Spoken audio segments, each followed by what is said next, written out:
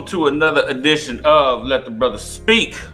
We are back with another week of this therapy, this conversation, whatever we want to get into, we gonna get it.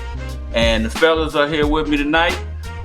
What it do? Apple juice in the house, man. Appleberry. Pleasure to be back in the house. Hey everyone, how y'all doing? This is Mike Love. Hoping y'all had a great week. Hoping that the ladies had a great Mother's Day on top of it. All right, and sorry we weren't here last week. We didn't do an episode. Everybody kind of like had issues. I mean, I won't say issues. We all had something going on, so we just wasn't able to get a show done last week. So we apologize. We hope you're sticking with us, and we won't let it happen again. Maybe. All right, maybe. We all have lives, okay? Absolutely. So, but anyway, how was you all's 2 weeks off? What was you all doing? I know me and the wife, we went down to Sugarland to the Sugarland Jazz Festival. How was it? That was pretty cool. I can't complain. It was looking forward to next year. I mean, I would say they don't owe me anything. So it was a nice and the weather held out. So it was rain in the forecast for the whole weekend, but I mean it got cloudy. That was about it. But then the sun came out and it got cloudy again, but no rain came down, and the acts were great. I can't complain. Okay. My last 2 weeks, man, has been some R&R. Also, it's like some mental clarity and things of that nature. Get myself and my mind right, preparing for a very busy summer. Okay. Going out of town a couple of different times, going to Argentina pretty soon. Oh, okay. For a study abroad trip, going to South Dakota and do a presentation for International Behavioral Conference, and then going to T-Case in Austin and doing some presentations as well. So had to kind of unplug, get my mind right, get my presentations right and things of that nature, so I'll be able to feed myself, if that makes sense. Okay. All right. Well, for me, it was spending some time with the wife before Mother's Day. You know, getting out, doing some things with her, and then of course you and I went out with the wives and had some we'll say Tex barbecue, not totally Texas barbecue, but Tex-Mex sort of barbecue. Yeah, the sign said in there, it said Mexico. Mexican. Okay. And it's funny because we found out that his wife actually knew my wife's uncle, which I pretty much figured that was going to happen. Yeah. And as far as the rest of the week, it's been just hectic. I started in a new area at my job, and that's been keeping me mentally tired because it's constant thinking. Yeah, you over in my area, so I know you running over there. You running over there, boy. Yeah. All right. Well, that's what's up, man. So we're here. We're missing your boy Migo. He had to make a trip. He went to go pick up his daughter for the summer. So safe travels to you, brother. Safe travels, brother. Yeah, And we'll hope to see you back next week. And brother Deshaun Day. Look at brother, you behave yourself too. You out celebrating your birthday. You have fun too, brother. You hear us? Absolutely. All right, happy birthday, bro. Happy birthday, man. All right, let's get into it. Now, you know what? Let's start off with the mailbag this week. Okay. absolutely. All right. We're going to start off with the mailbag because this brother hit us up. We're going to call him C Money. And here's his question. His question is, why is it that most black males know everything about the NBA and NFL from owners to players, including old owners to new? Also, every player on almost every team, including their high school and college stats. But when it comes to real investing for their future in the stock market, they have absolutely no clue. I don't mean a 401k, pension, or Social Security either. And some have no interest in world politics as well. What you guys want to say about that? You want to say anything on that? I guess I'm gonna start this one off. I can understand somewhat of what he's talking about because when I was younger, I remember starting my job and about 23 years old.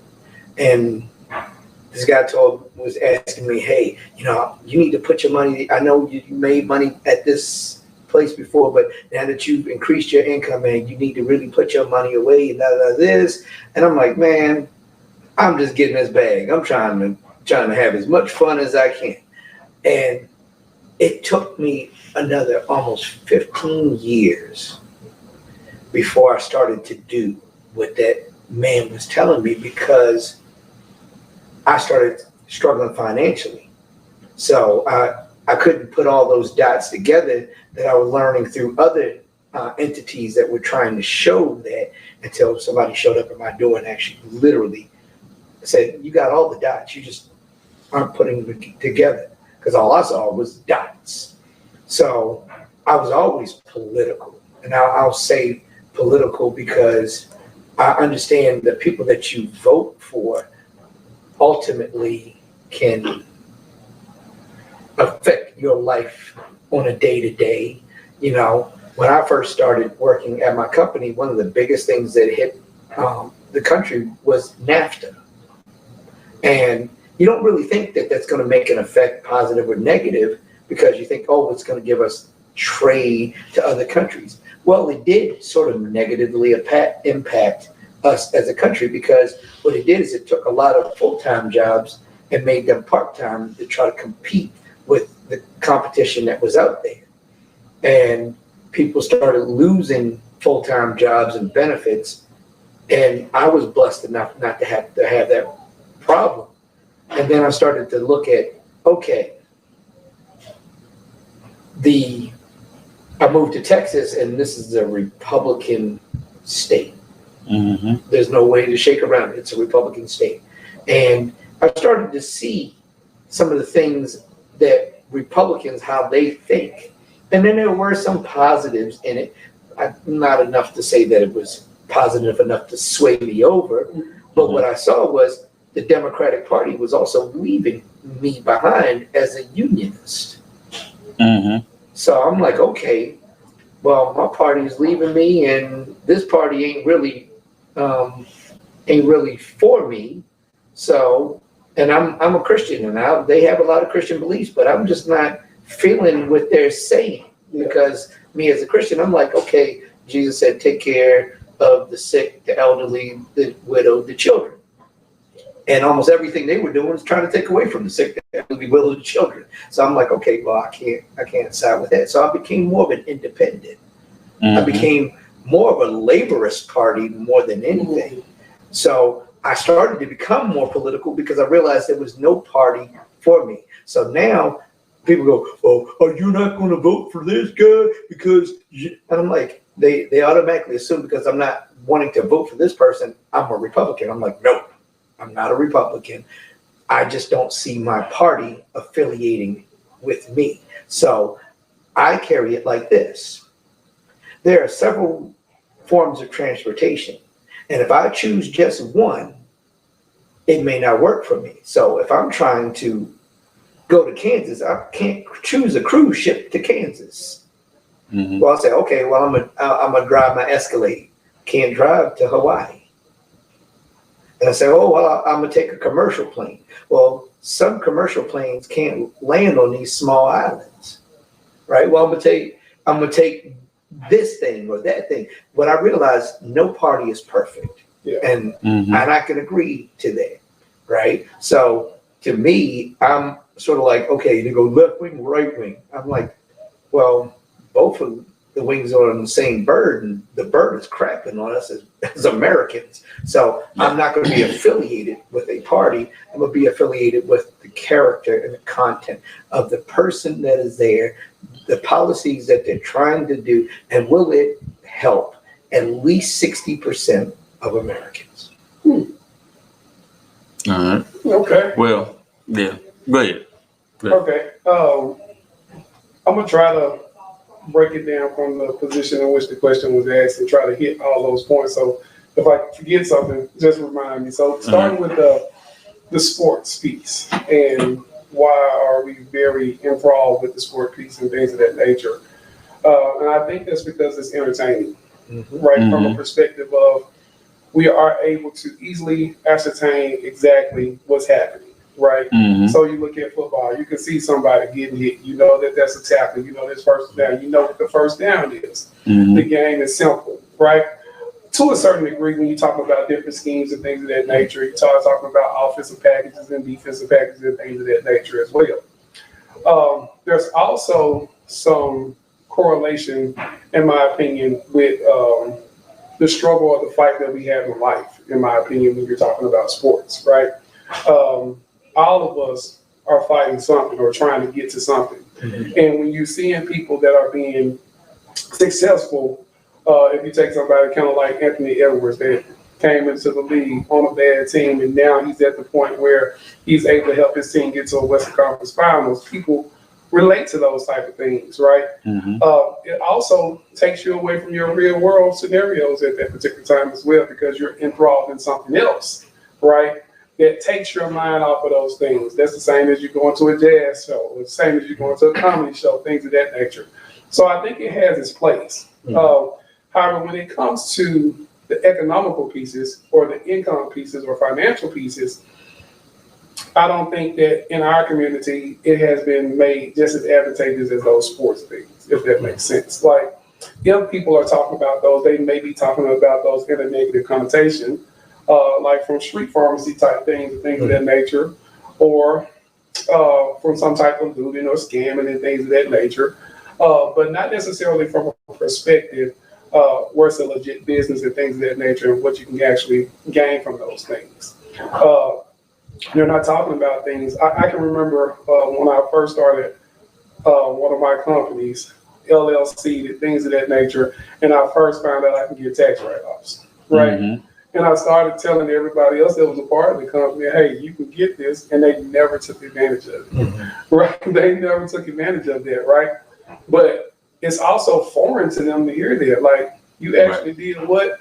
And then my uncle, one time when he did it, and they was like, who gave you all this information? Like, who gave this to you? Because you're going to get way more back because you ended up losing something. Mm-hmm. He was like, man, that stuff worked, right? Mm-hmm. A lot of times we're in a situation where we never see it work, Right. right? And then people that are talking about it, they're talking about it, but they don't have knowledge of it actually occurring or actually happening to them, right? So therefore, you get this situation where all I really know about is the things that's being put in front of me. Like things in front of my face, things of that nature. And you get people talking about, sometimes people talking about things they have no earthly idea about, right? My granddad and my father used to always tell me this. He's like, don't ask a broke person how to make money. Exactly. Right? So therefore, in those situations, a lot of time people are giving us information who don't have success or track record of actually doing some of those things. So therefore, we don't even go down that path because we don't see other people being successful. One of the guys in my neighborhood, Mr. Caldwell, had his store, like, since I can remember, right? Mm-hmm. And he was one of those people in the community, black man, that always stress having your own. Not necessarily saying it out loud, but you can see it. Mm-hmm. You can see how that looks, right? He's in the community. The store got broken into a couple of times. He's still in the community, right? He's got stores all over now where he just really don't have to be there, right? Mm-hmm. And made millions, right? But it wasn't just off of basketball or even off this particular trade or investment. It's just about being solid in whatever play that he had for himself and his family. And a lot of times I think what we all are doing is trying to gravitate to the quickness of the income and things of that nature. So basketball looks good. Football looks good. Investing looks good. But when it all boils down to it, you have to be what you are, if that makes sense, right? Mm-hmm. And when you stay in your lane and you run that race, you end up being successful. The last thing I hit on is from the politics point of view. I was one of those people that was probably diehard Democrat, things of that nature. Never really wanted to look at the Republican, things of that nature. And then until around the time I think Trump started running, and then people, what this guy said jokingly, he's like, what if he wins? Right? So when he said that, I started looking at it more closely, like, why would he win? what type of things does he have that are great? You know, what charisma and things of that nature would he bring to the table? Why would he win? And I started thinking about like this dude do have a chance to win because he got a base that he's playing to, right? The people that he's talking to are going to ride with him on the stuff that he's saying, right? And there's just like certain, I guess you would say, catchphrases or things of that nature that we can say in the black community, right? If I say God is good, you're gonna say what? All the time. All the time. Right. So when you start hitting those catchphrases and things of that nature, people start feeding into those things. And what I realized is that everybody is in it for self-interest. Exactly. Right. Everybody is in this for self-interest. So as a community, as you all was talking about a little bit earlier, I hadn't seen the video. What if we pull our money together, right? And we create our own super PAC, right? And then therefore, now you're funding. You're not just voting, right? You're funding your policies, right? Because when people get in there and you give them money, they don't do what you ask them to do. What happens? They come out pretty quickly, right? We know this just from any super PAC that delivers money to any candidate, right? We're talking about from the medical field, pharmaceuticals. If you're talking about it from the weapons, what is it? NRA. NRA. If you're talking about it from their perspective, all you gotta do is follow the money trail, right? And when you follow that money trail, you realize real quick is that we're all in this system, right? And you can choose to either stay in the system or get out of the system, right? So you can choose to go ahead and vote. And it does play a part in it. But it also plays a part is if we don't have any political power from an income base or financial base, then while that voting does do something, it doesn't do as much as it can when you got another super PAC that can influence the whole election. You know, the funny thing is, I remember watching a video, that had been like 10 years ago. And it was talking about, I believe it was Harvard did a study on politicians voting. So if you look at a graph and it said, okay, zero interest from the general population to 100 being everybody wanted that, that's what you would assume that every politician would vote for.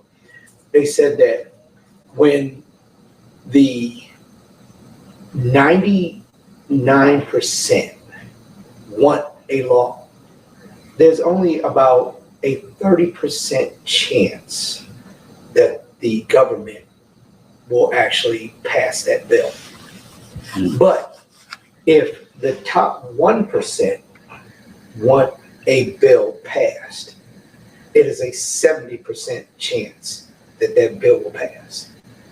So 40% difference. Yeah, just that in the fact that they will vote whatever rich people, their rich donors are given. Now, does that dissuade us? Well, I know one thing. Your dog is barking, yapping, doing whatever. Your kids are yelling, screaming, trying to get your attention. They could do that for a while, and then sooner or later, it's going to irritate you. You're going to get up and find out what they want. Our problem is we'll vote, but we don't stay in their face. I realize, one, that someone that I know would always stay in a politician's face. They voted for him. I'm gonna stay in your face. I will write you letters. I will show up at City Hall, your office, whatever, just to stay on top. Yeah, but you got too many black folks. They ain't finna do all that. Yeah, well, like I said, a lot of you got a lot of Americans that's not gonna do that. A lot of Americans are gonna do it. But one of the things is when you show up at a City Hall, Baltimore being one of them, Baltimore is 60% black.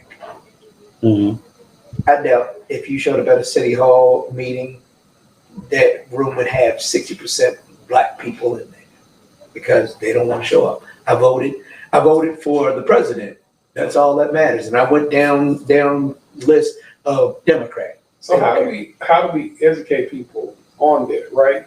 Because I'm one of those people, right, that when you see that this cycle has been perpetuated, right, does a conversation like this help it? right? Even on a national set, does it actually help the situation? Well, think of it this way. If I stood outside and yelled help really loud, Mm-hmm. I might get one person's attention, but it's not going to get them to walk out and come out and help me. Mm-hmm. If two of us got out there and started yelling help, it may get some attention, but once again, nobody's going to help. We get 10 people out there, it may get one person's attention to come out and say, hey, what's going on, right? Mm-hmm. Now, if you think about a Pop Warner football game and them kids playing football and the parents yelling and screaming, there may be 100 parents out there, right? Mm-hmm. It starts to get your attention that, hey, what's going on over there? And you want to see what's going on. Now, just imagine if you go to a middle school football game, maybe a few hundred parents out there. It gets a little louder. Hey, what's going on over there? You start getting more attention until you get to the pro level. You hear that stadium rocking because your favorite team just made a touchdown. Yeah. It gets attention. That sound will travel 3/4 of a mile. Mm-hmm. So, what does that say?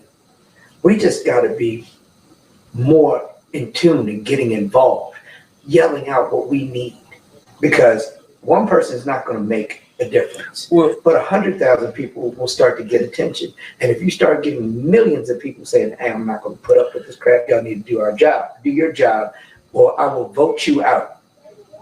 Then that's when they start going, okay, let me start doing my job. Because I can tell you, if there's, let's say, 10 million people that are eligible to vote in Texas, and only 1% of that, which would only be 1 million, are making all the choices for the other, 9 million people, well, guess what? We're not doing our job to drown them out. Let's start getting on top of our politics. Well, for one, you have a lot of people who feel like, I'm gonna say this: you have a lot of black people who feel like politics is the other side gonna do what they want to do anyway. Exactly. We don't have no power. Ain't no need in me going to vote. Now, when all of this, when this whole election, when the first election thing was going on between, Hillary Clinton and Trump and everything, and everybody was talking about, don't vote for Hillary, don't vote for Trump. But see, that's we good for saying don't vote for this person, don't vote for that person. Okay, well, those are only two options. Okay, you saying don't vote for this person, don't vote for that person. What other options do we have? You're not giving any solutions. We good to criticize and tear each other down, but we're not good at giving any type of solutions to anything. Mm-hmm. And I'll say this. When it comes to politics in the black community, blacks go out and just vote for the president. Exactly. They never do midterms. They don't do the midterms. They don't, because they don't feel like the midterms mean anything to them, but those are the people who are in your face every week. They are in your community. It's sort of like voting for the CEO of McDonald's, right? Or writing a letter to the CEO of McDonald's and saying, hey, they put too much mustard on my sandwich. Well, the CEO's like, I don't care. Right. To the manager. Right. I think you make a very interesting point. But in order to get to solutions, I think you have to be able to speak from some database things, if that makes sense. Mm-hmm. So, for instance, as you just alluded to, you said that we'll go out and vote for the president, but we won't go vote for our local officials, mm-hmm. right?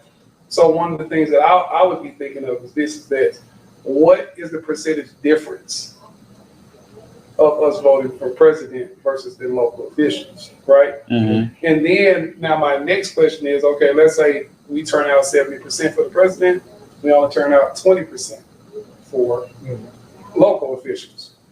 Now, how do we get to 25%? You see what I'm saying? Mm-hmm. So when you speak to me, this is just my opinion, when you speak in generalities, I think it further enforces the no solutions, if that makes sense, right? So and that's why there are some cities that have passed something, because me as an independent, like I said, so I don't always agree with either party, right? Mm-hmm. So I'm now having to choose which person I like better between the two choices I have. But let's say there's independents there. Well, they're like, oh, you're watering down the vote. Well, let's assume that one independent has a solution, and we'll say solution, that could help the majority of people. I don't assume that everybody's going to have the answer for everybody. Can't make everybody happy. Right. But let's say that we did ranked choice voting. And that's one of the things that some of the cities are actually doing. So you have 5 candidates. Nobody gets 50% plus 1. So the lowest guy gets thrown out, and they take their votes, their second choice vote, and see where it goes. Mm-hmm. Well, nobody once again gets the 50%. So then the next lowest guy, that's number 4, he goes out. They take their second choice votes. So then now this person that may have been number 3 in the beginning now becomes number 2. Yeah. But number 1 still doesn't have that 50%. So the person that was number 2 now has a lot of people that says, I like that guy from number 3 as their second choice. Well, guess what? You get a person that everybody can agree with, but you didn't have to choose number 2 or number 1. And I would rather take that. I would rather be the one person that says, okay, I'm a lamb and I'm not gonna let the wolves choose what's dinner. Mm-hmm. I don't want to get chewed up in the situation. Yeah. Well, me, I consider myself a Demopublican. Demopublican. Okay. I'm a Demopublican. I'm too far to the right for the left and too far to the left for the right. I'm like right there. I'm smack dabbing. I don't like the term independent because nobody votes independent anyway. Yeah. You know, me personally, I vote for who has my best interest. Exactly. And that's what everybody needs to start voting. Quit picking sides, because picking sides ain't doing nothing but getting us. I think George Washington said it. As soon as we have a party system, then we would fail as a country, and it has, because everybody is, oh, I'm sticking to this side, and I'm sticking to that side. Well, you're not listening. You're not listening. Maybe when you look at the full picture, yeah, we did have inflation under Biden. But if you look at, okay, how did this inflation happen? Okay, you look at COVID and you see that the companies started price gouging, and they're still price gouging to this day. Yeah. Then you go, okay, well, maybe that's not his fault, right? Mm-hmm. And then we could say the same thing that, okay, well, Trump left the country in shambles and everything. Well, yeah, we had a disease that came into this country. Now, he could not control it after it happened, but he had some control over what could have solved it by getting rid of a group of people that would have been able to handle it as it was coming. But that was here nor there. We can't control that anymore. Mm-hmm. So, I mean, would I vote for Trump or Biden if I'm forced to? You know, but if Nikki Haley would have gone, I probably would have given Nikki Haley a chance. Yeah. You never know. Yeah, and I think, as you all said, like when you get into the party system, we are forced to make a decision on one way or the other. Mm-hmm. You know, and unless you do have an independent candidate and things of that nature. But jumping back to like our local officials, a lot of the times, if you were to vote independent in those cases, when you look at the voting and you see the tallies and things of that nature, it's like, they won by 50 votes. Mm-hmm. Or they won by 100 votes, right? Mm-hmm. And you look at it from their perspective, and it's not far-fetched to say that this independent could have won this, right? Mm-hmm. Or this person that's, let's say, running under the Green Party, whatever party you want to call it, they could have won this if 50 to 60 more people would have got out, if that makes sense, right? Mm-hmm. And if those people thought it was advantageous for them to vote, would they get out and they do those things? I was one of those people that wouldn't vote for things of that nature at first, you know, when I was much younger. But I also understand that it's my civic duty, but it's also me casting my voice as well, right? Mm-hmm. But I go back to this, as a community, we need to start pooling our resources so that we're only taking part of the process in one way. Mm-hmm. That's what I mean. We're taking part of the process in one way, right? And let's say, for instance, all the people that don't want to vote, right? You don't want to vote, well, you should be taking part in another way. Like, let's pool our resources together so you can get the people in there that you want to vote, if that makes sense. Mm-hmm. Yeah. Well, I think, call me, I don't know what you want to call me, but I love my people. I love being black. I love everything about being black. Like the shirt said, it's a little bit dangerous, but it's still cool. I love it, but I'm losing faith in our people. I was just having a conversation with my daughter, man, and she was getting upset. It was over a book that she read. It was a fictional book, but she was getting upset with this woman in the book because she kept doing the same stupid thing over and over and over. And I told her, I said, sweetie, you can get mad. You can get mad at black folk all you want to. Me, I've gotten to the point to where, when I see us doing the same stupid behavior over and over and over, it don't surprise me anymore. I'm getting numb to it. I'm not, do you believe that? No. Yeah, I do believe it. Because we just keep going in cycles, the same cycles over and over and over. So I'm a hard critic against us as a people because I'm the first one to tell you we can't come together to save our lives, and because you got so many people who think this way. You got so many people, and that's okay. I'm not saying everybody's supposed to have the same thoughts pattern. Okay, everybody shouldn't think the same, but we all ought to have the same interests. But a lot of us are, a lot of us are too busy looking out for self. Right, but that's what Western philosophy is, right? It's all about the self. It's all about, I got to go get my house, my car, and everybody in the house got a car, instead of pooling those resources, right? And I most definitely see why you would probably take the perspective of we can't come together. But I am still of a mindset that a reckoning or a revolution is really near, if that makes sense. There's a lot of people that's awakening. But what we have to do is two things in my opinion. One, learn how to disagree appropriately. Right? What do I mean by that? It's okay, like you said, we can all have different thoughts and things of that nature, right? But we need to disagree appropriately and in a professional manner where we are still able to move on from this. So if I disagree with you, that's okay. But what is in the best interest of our community, right? And I have a friend that used to get mad at me because I would say, sometimes you have to learn to agree to disagree. Absolutely. And some people can't take that. Right. And I'm like, that's called maturity. I don't always agree with what my child thinks. Yeah. But guess what? I'm going to give her facts. I'm going to give whoever that does not agree with me, I'm going to give them facts. I'm going to give them the information that is necessary to come up with the conclusion that I came up with. And I'm not going to just give them bad information. That's the worst part, is when people want to take information that's a lie repeated 1,000 or 1,000,000 times. Yeah. It's still a lie. Just because you say it louder or a little bit more persuasive, don't make a difference. Because if I told you there are investments out there that could get you more money than putting your money in a savings account at a bank, right?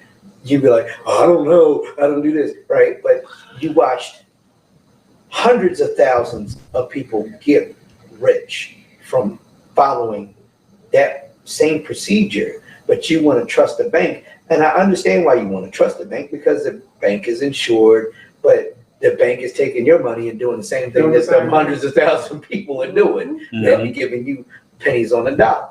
Now, I always would tell this to people when I was doing financial advising. I would tell them,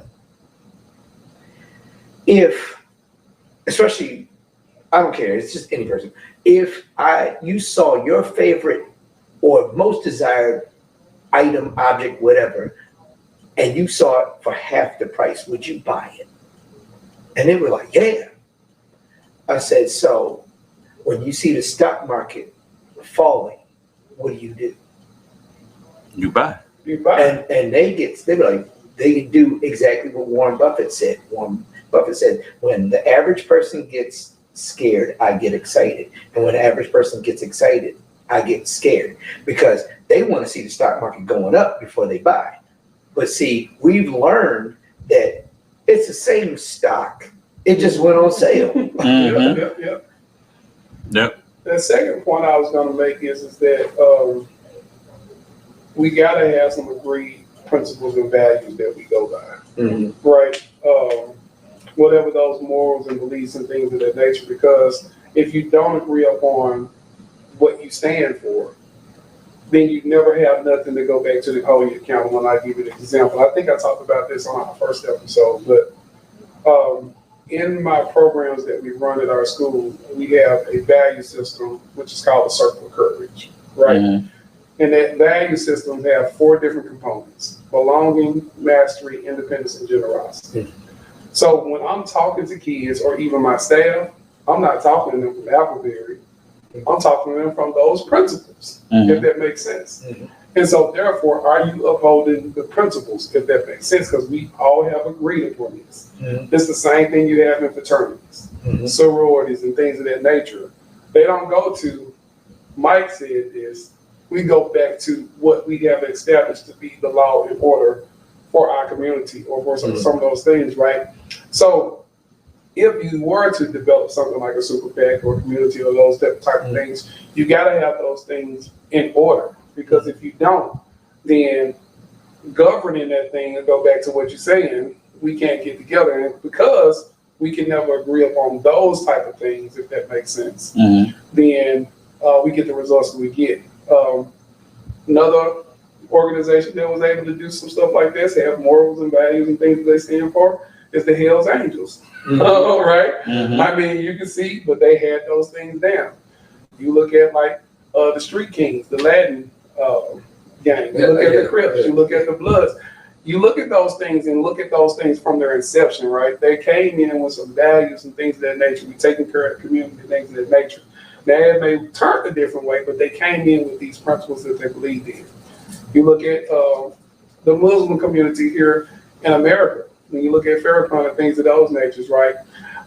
They have values and principles in which they stand on. So they go back to those, right? Not back to Chris or back to Appleberry or back to Mike. And the funny thing is, we actually have that in this country. It's called the Constitution and the amendments. And there are some people right now that just want to throw that out the water or burn it up. Well, my thing about those is everything gets revised, right? You know, books have been revised. How many editions do we have of our school books? You know. So I think it's time. I honestly think it's time for us to revise the Constitution, because the Constitution was written in what, 1776? Somewhere. You know. So it's time to revise the Constitution and bring it to up to speed, up to a more modern society. I will say that there needs to be other amendments added to it. Not new amendments. It needs to be rewritten. I'm not agreeing. I'm not going with amendments. It needs to be rewritten. The only reason why I'm saying amendments is because, there are some things on there that on the original Constitution that I would not agree with to this day, but the amendments are allowing to change that without totally revamping it. Because if we let the current country do this, we'll have idiocracy in 2035. Yeah. No, in 2025. Right. And if you haven't seen Idiocracy, hold on. If you haven't seen Idiocracy, I recommend you go look at it, because that's exactly where we headed. Go look at the movie Idiocracy and you'll know exactly what I'm talking about. Anyway. Yeah, and I think when you look at the word amendment, it gives you the ability to add in the things that were originally put in place, so you can always have that foundation to be able to look back to where did this come from, if that makes sense. Mm-hmm. Like, so if there was a total change of it, in my opinion, then now you're starting something totally new, and then we're not going to be in a position where, what is it, 400 million people can agree on this when you're talking about at that particular time. I don't know what the population was like, but let's say it was 1 million at that particular time, right? So you always need those things that you can go back and say, okay, based on this information, this is why we're making those changes. And I think that's where the amendments piece comes in. So, All right. Okay. All right. Well, we got into that one pretty deep. We got into that 40 minutes. So anyway, let's kind of segue. We're not gonna take long because we may, because I don't know, we'll see what happens. But we were looking at a video earlier. It was on TikTok of a brother, it was a family that went to a famous seafood chain here. I'm not gonna say the name, but I'm sure if you're in the South, you pretty much know who I'm talking about. Very expensive seafood chain here. Begins with a P. But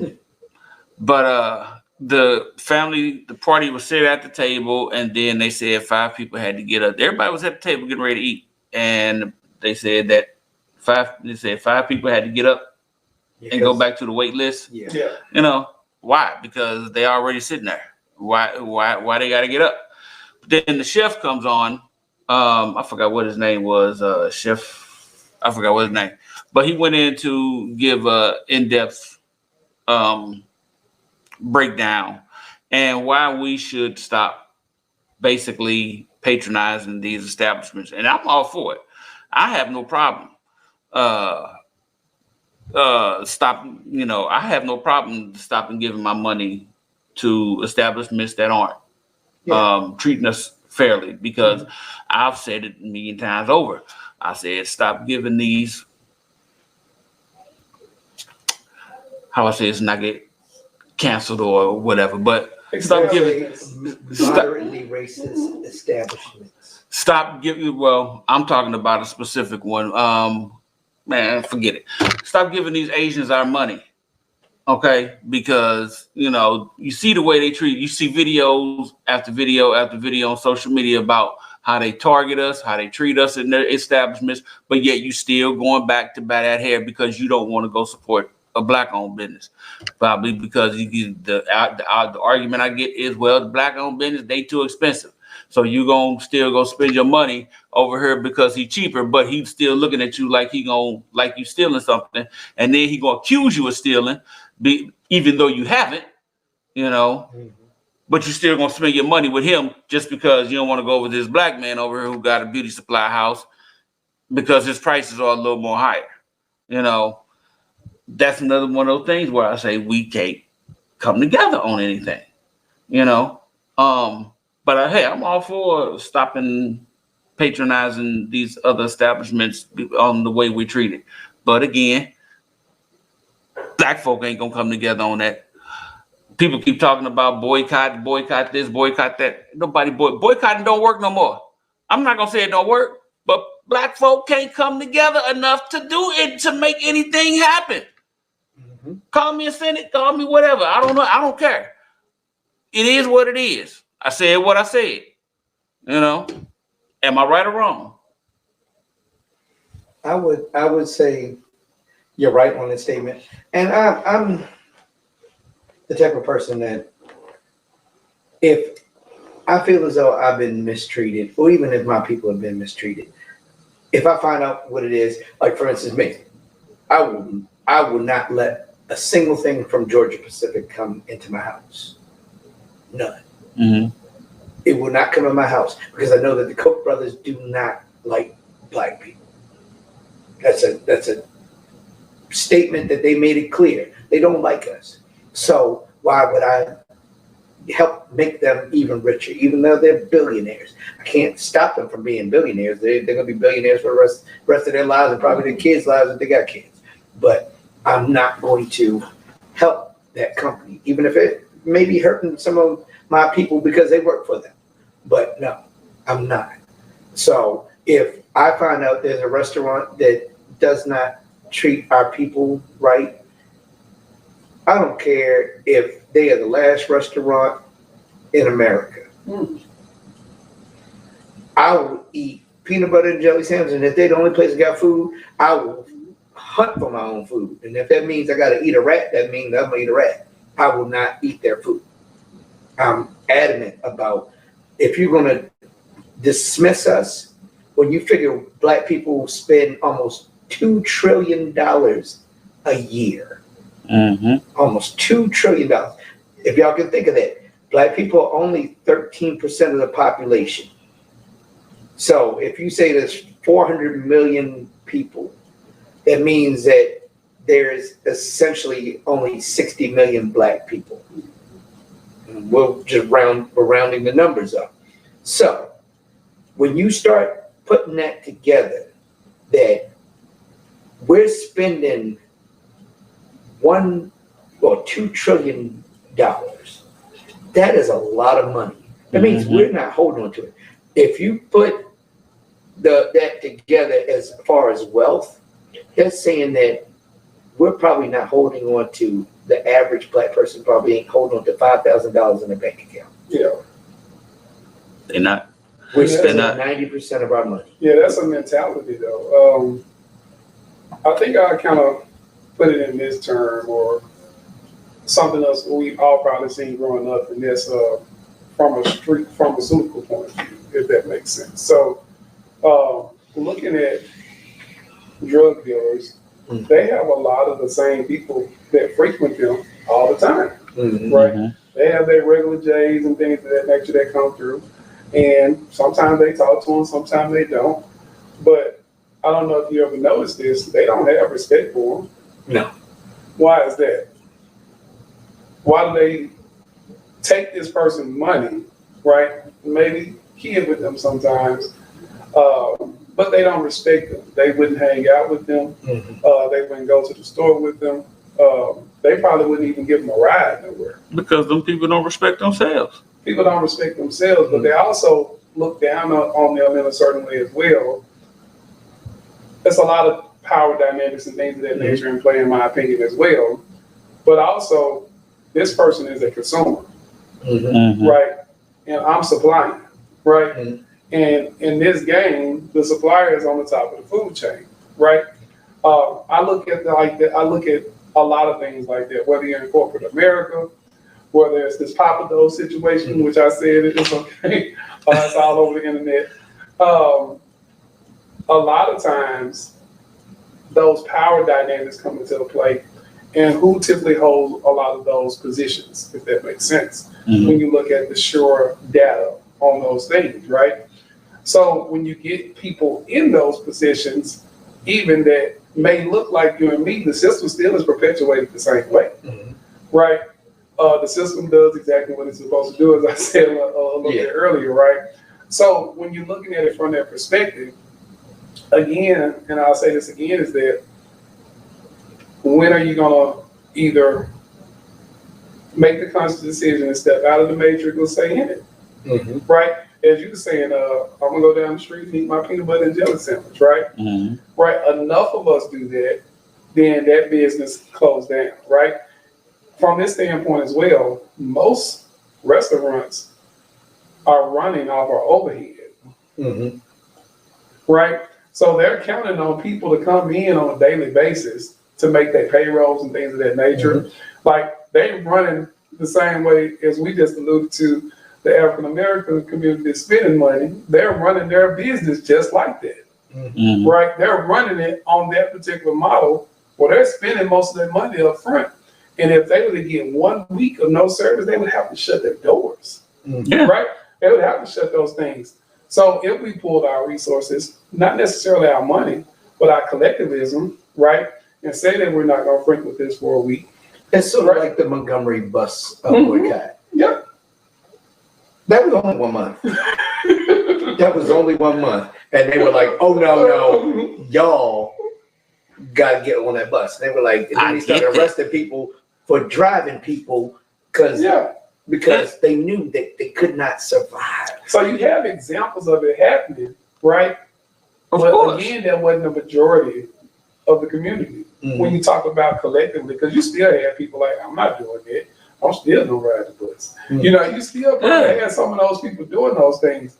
But I think, which you gave me a different perspective, like when enough of us are saying this thing help, or enough of us saying that, I think that's a perspective on which we can take because of this reason.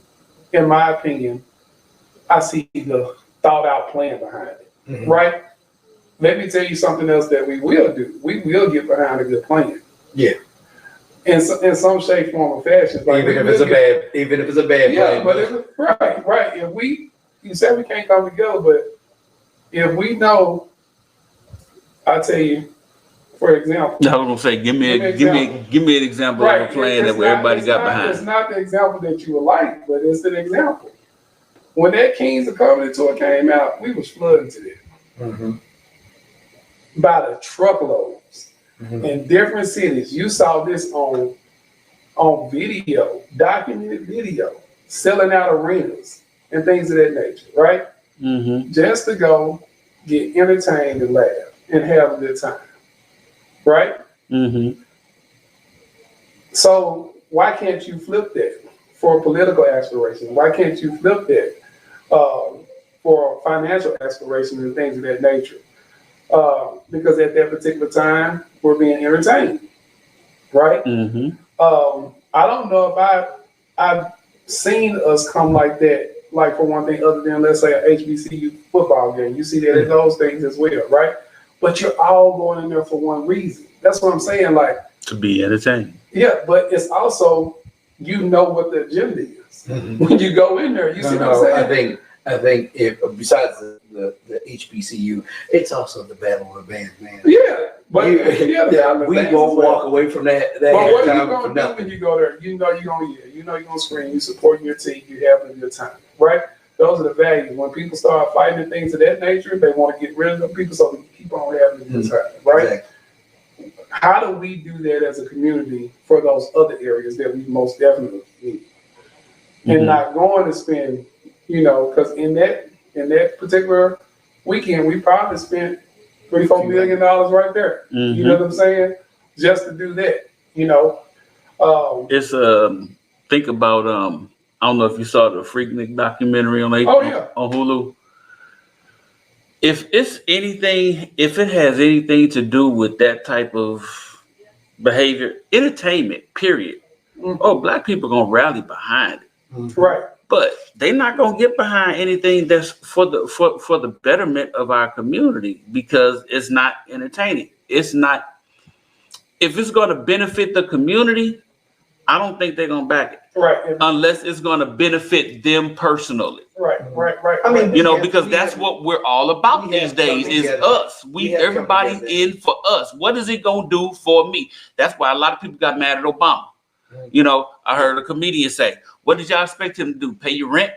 No, he wasn't finna pay your rent. But now, and because he didn't, Obama didn't do nothing for black folk. He ain't do nothing. What did you expect him to do? What was you expecting him to do? Like I said, he wasn't finna pay your rent. He wasn't finna give you a job. You got to get up off your butt and go do that kind of stuff yourself. Yeah. I think that's the same perspective when we say that Black people can't get together for nothing. What are you expecting them to do within the system that they've been in?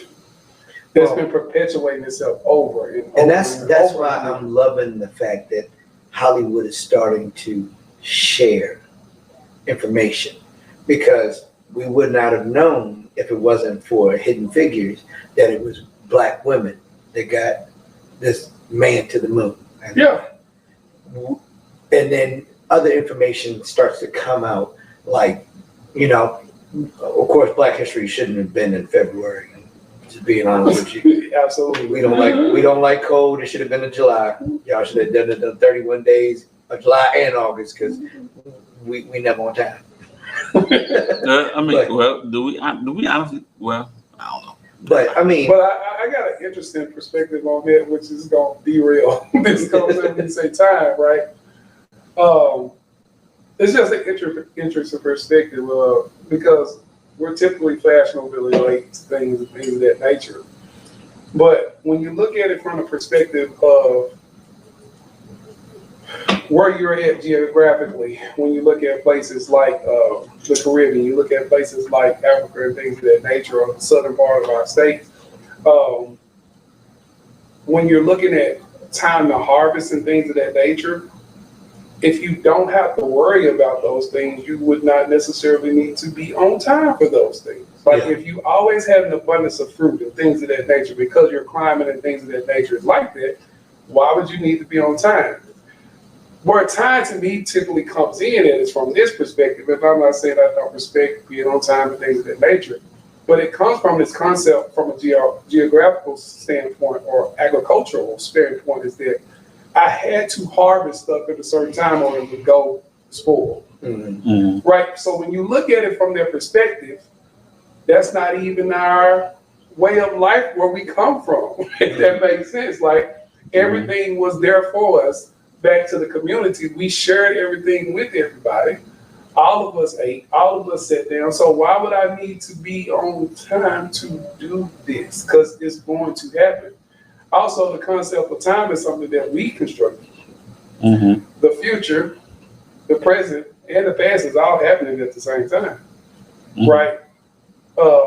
It's all happening at the same time. We just put it into this box and put it into months and put it into minutes and things of that nature. Mm-hmm. And collectively, as a world, we've agreed to go by it. And again, you can step outside of that and go live in a mountain or something like that and things of that nature. And you won't have any concept of time and things of that nature. So, like I said, it's a totally different rabbit hole down on that one. But that's just my 2 cents on time from that perspective. So, like just say, for instance, and it's different because, you know, different people have different jobs that you have to be here on these different times and things of that nature. But I'm of the mindset as well as like, are you able to get your job done within the time frame that you're there? Because there's some people that's on time that don't do nothing. Mm-hmm. They don't do nothing all day. Mm-hmm. They're just sitting there, ride their clock. And I can have somebody to come in that I only did a half a day and did more work than that person did in 3 days. Mm-hmm. Right? So you got a lot of different perceptions in which you can look at that from. And of course, you can't let people take advantage of you in certain situations when talking about being on time and things of that nature. But I just think that's an interesting perspective there. Yeah. All right. Well, look, this conversation has gotten kind of deep. Mm-hmm. And so I tell you what, we're going to continue this conversation. This has been an hour for us right so far, but I tell you what, we're going to continue this conversation. We're going to do a part 2. All right. So we're gonna leave this right here. Put a pin in it. What's up? You gonna say? Okay. We're gonna put a pin in this right here. But we gonna come back and continue this conversation because we got some more to get into. Okay. So part 2 will come next week. And in the meantime, you all stay blessed and we will see you next week. Have a good night.